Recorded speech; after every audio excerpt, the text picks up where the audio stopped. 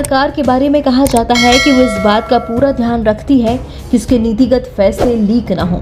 प्रधानमंत्री नरेंद्र मोदी अपनी सरकार के फैसलों में बाहरी दखल को बिल्कुल पसंद नहीं करते। इस कारण छोटे से छोटे निर्णयों को गुप्त रखने की पूरी कोशिश की जाती है। इस बार जब नई कैबिनेट ने शपथ ली तो मंत्रियों के बीच विभागों के बंटवारे को गुप्त रखने के लिए नया रास्ता अपनाया गया।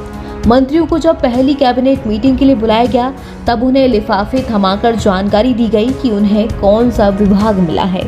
मोदी 3.0 में 30 मंत्रियों को कैबिनेट का दर्जा मिला है। इन 30 कैबिनेट मंत्रियों को ही लिफाफे दिए गए जिनमें न केवल उनका अपना विभाग बताया गया बल्कि उनके अधीनस्थ राज्य मंत्रियों के नाम भी उसी में लिखे थे। यही वजह है कि इस बार मीडिया में एक एक करके मंत्रियों के विभागों की जानकारी सामने आ रही थी। जैसे जैसे लिफाफे खुल रहे थे और मंत्री मीडिया को जानकारी दे रहे थे, वैसे वैसे टेलीविजन चैनल्स पर फ्लैशेस आ रहे थे। पीएम नरेंद्र मोदी के पिछले 2 कार्यकालों के दौरान राष्ट्रपति सचिवालय ने दोपहर तक सूचना जारी कर दी थी, लेकिन इस बार इंतजार लंबा था।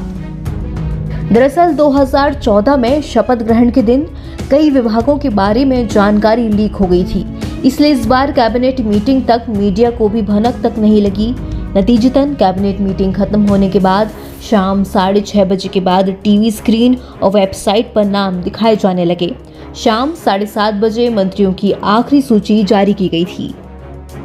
सरकार पर नजर रखने वालों का कहना है कि ये शायद पहली बार है जब मंत्रियों को उनके विभागों के बारे में कागज पर लिखकर लिफाफे में रखा गया हो, यानी मोदी सरकार ने इस बार रिकॉर्ड बना दिया। मंत्रियों की आखिरी सूची शाम करीब 7:30 बजे पब्लिश हो गई थी। उसी वक्त स्वतंत्र प्रभार वाले समेत राज्य मंत्रियों को उनके मंत्रालयों के बारे में पता चला था। दिलचस्प बात तो यह है कि वर्तमान बीजेपी अध्यक्ष जेपी नड्डा को भी इस बार मंत्रालय में जगह मिली है। उन्हें स्वास्थ्य मंत्रालय और केंद्रीय रसायन उर्वरक मंत्रालय का कार्यभार मिला है।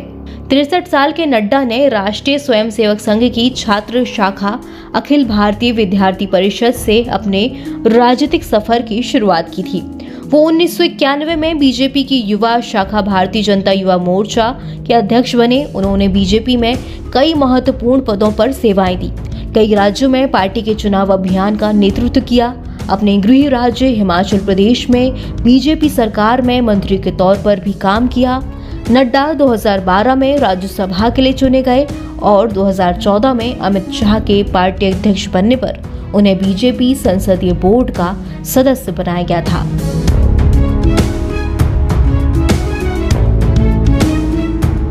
हंगामा टाइम्स की तमाम खबरों को देखने के लिए हंगामा टाइम्स को सब्सक्राइब कर लीजिए और बेल आइकन दबा लीजिए। अगर आपको ये वीडियो अच्छा लगा हो तो लाइक बटन प्रेस कर अपनी प्रतिक्रिया हमारे कमेंट बॉक्स में देना मत भूलें।